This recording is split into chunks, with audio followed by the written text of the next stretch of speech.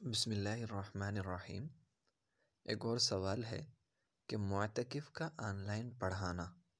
کہ معتکف on line پڑھا سکتا ہے یا نہیں، یعنی کہ لیپ ٹاپ اٹھا کے ساتھ لے جائے یا موبائل میں ممکن ہو تو موبائل میں پڑھائے، تو کیا اس کے لیے یہ کرنا درست ہے یا نہیں اعتکاف کی حالت میں؟ تو اعتکاف کی حقیقت یہ ہے کہ انسان ہر طرف سے یکسو اور سب سے ہر قسم کا تعلق ختم کر کے بس اللہ تعالیٰ سے لو لگا لے،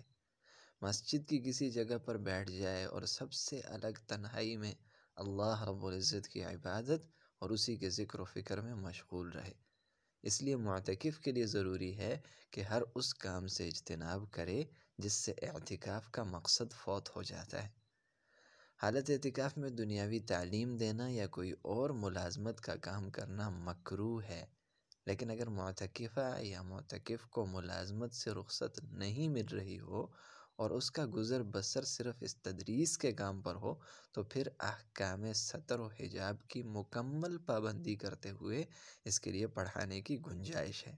ٹھیک ہے، یعنی کہ احکام ستر وغیرہ کی وہ پابندی کرے۔ اگرچہ آن لائن کلاس ہے تو ویڈیو وغیرہ اس طرح شیئر نہ کرے، ان سے پرہیز کرے، بس اپنی اسی حد تک رہے کہ سبق سن لیا آگے پڑھا دیا بس۔